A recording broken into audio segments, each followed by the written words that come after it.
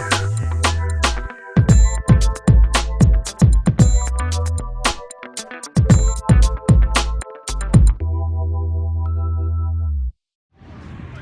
it's Sam, and I'm doing this old school, we're going back to old school filmmaking for the new moon in Scorpio video. I'm here in San Jose, California, actually seeing my guru Amma, and they have a winter wonderland display up here with rides and all kinds of crazy stuff. So old school means I'm holding it up by hand.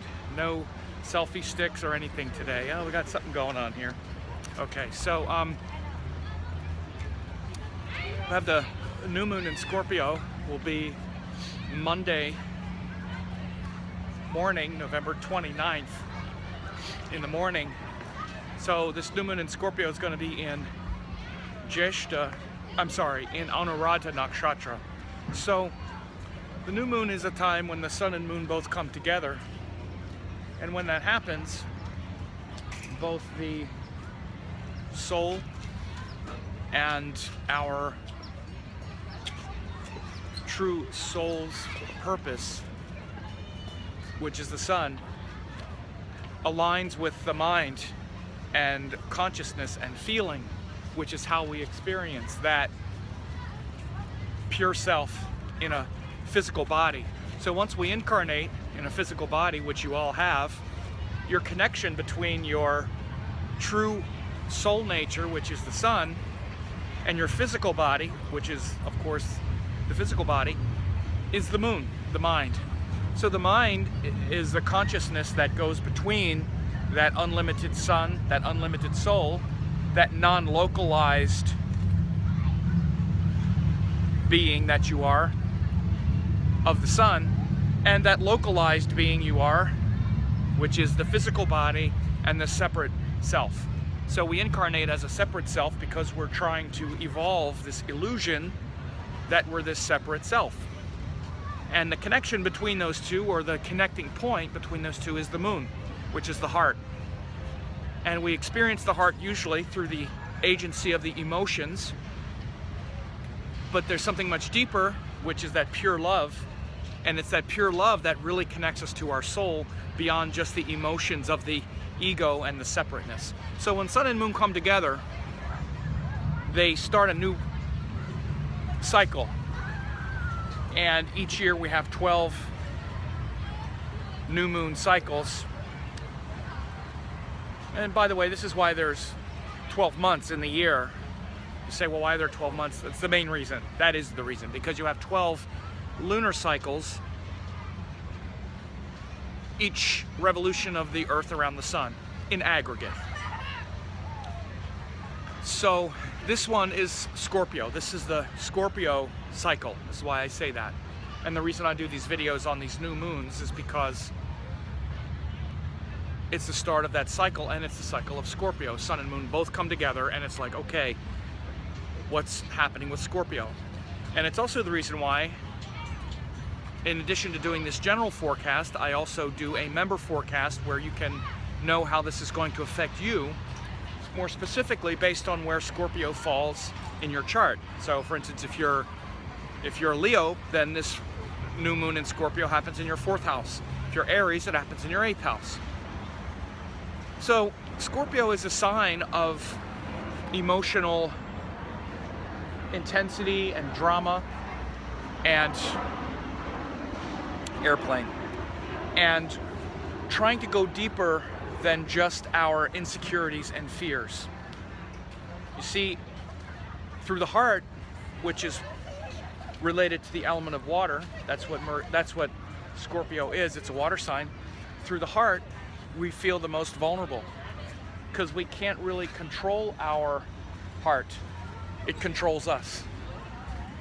What I mean to say is, once we love something or someone, it has a lot of control over us.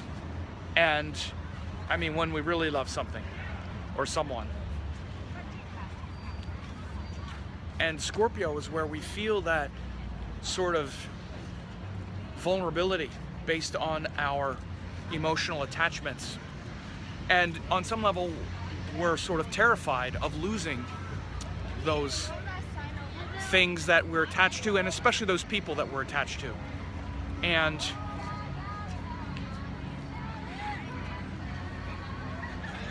we need to develop the emotional courage to face those fears and vulnerabilities, and we learn that and we develop that in Scorpio. So this 30-day cycle is a time when we're visiting that lesson.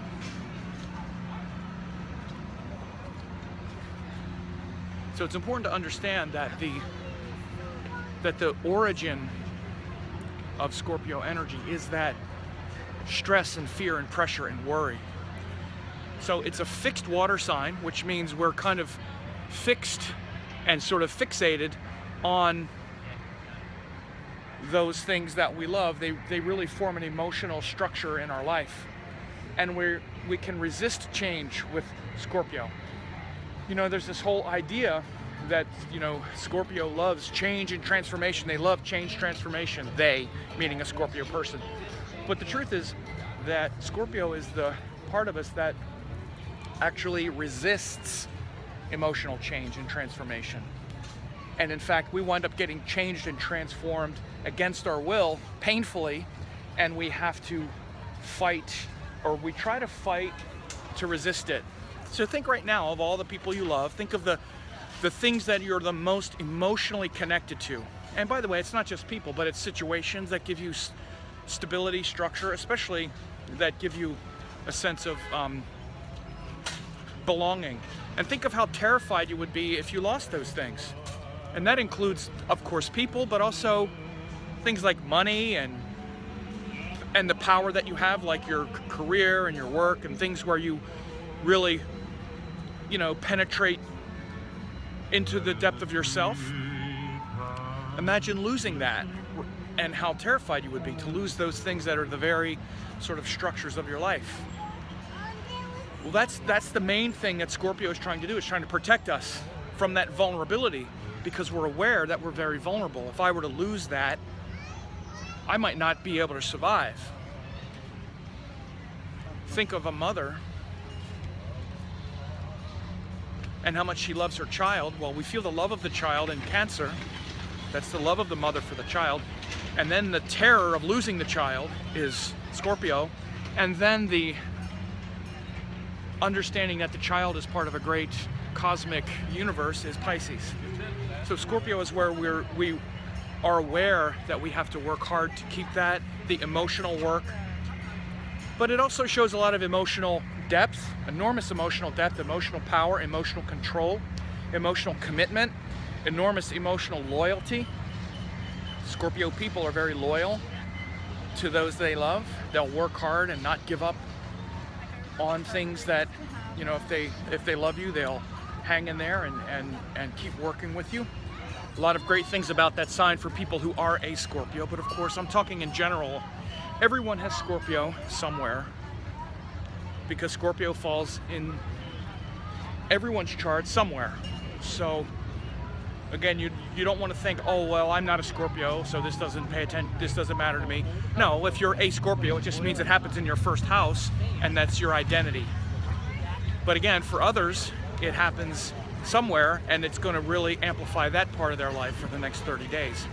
So we're going to be working on that lesson, and how able you are to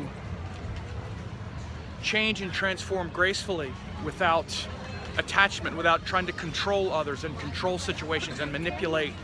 This is the negative quality of Scorpio.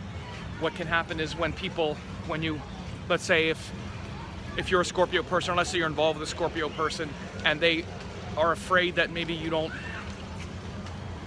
you know, love them as much as they love you, they can be so worried about that, even a little, what you might call paranoid, that they start looking for clues that aren't there.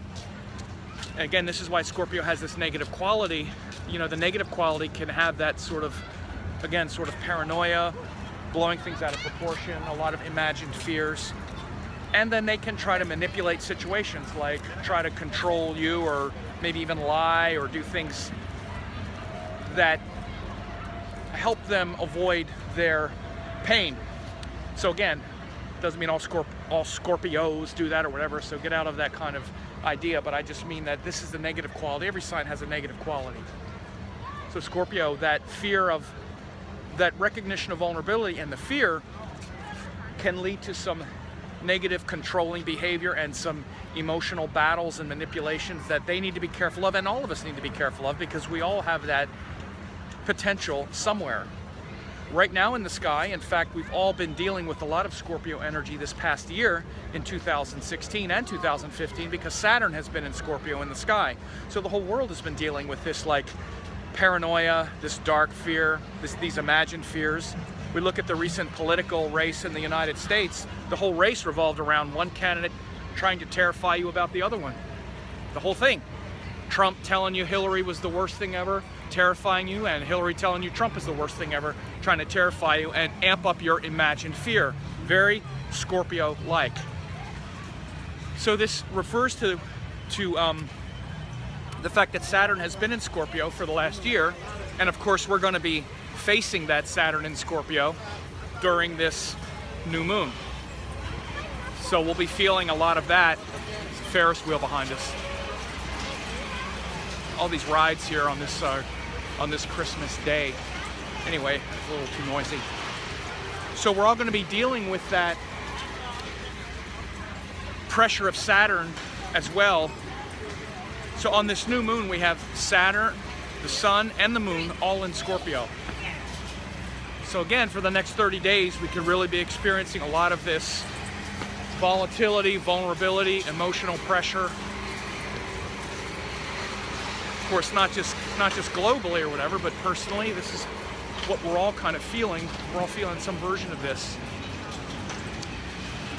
And again, however, wherever Scorpio is in your chart, whatever house that falls, is going to show how you're going to mainly experience it.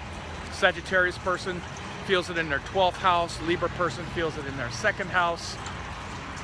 And if you want to know how this affects you, you can find out right now. Only 50 cents. You can get 2 weeks at my member site and also get access to that specialized forecast for your sign. But in addition, one of the most important qualities of this new moon, and one of the great qualities of Vedic astrology, is the nakshatras are connected to the signs. So you not only have the sign Scorpio, but you have the nakshatra, the star of Anuradha. Anuradha literally means following Radha. Radha was the great devotee of Lord Krishna. And Radha was not Krishna's lover, it was Krishna's great friend. And so this deity of Anuradha is called Mitra, who is God as the divine friend. So it really shows a greatness in Scorpio. One of the great things about Scorpio, as I said, they're very loyal.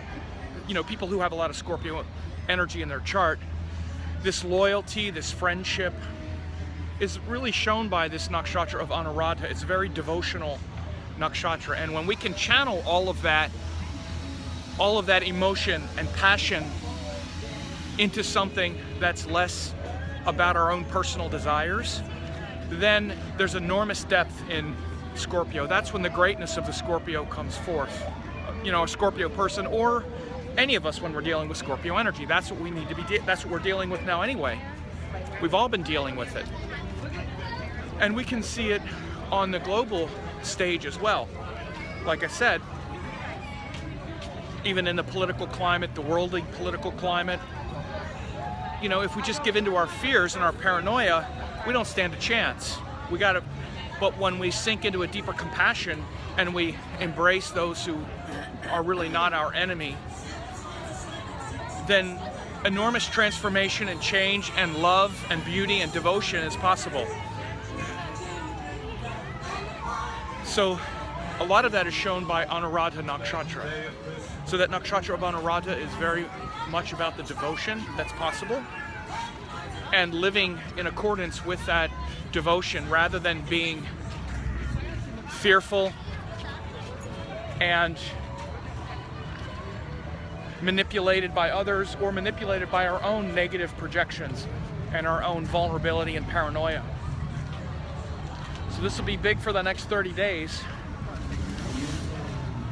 Again, if you want to know how this is going to influence your sign, then only 50 cents, you can get 2 weeks at my member site, the Vedic Astrology Training Lab. You also get 8 hours of classes on all kinds of different subjects to help you read your chart, help you understand how astrology works, and also 2 weeks of forecast, and you get access to my exclusive Facebook group, which also has 2 live check-in calls each week. 2 live check-ins with me each week, so it's a great way to stay connected to Vedic astrology, to stay connected to your chart, to have a place to gather with like-minded people such as yourself and interact with me quite a lot. So anyway, I hope you're having a nice holiday. Little old school filmmaking right here in downtown San Jose, winter wonderland, right?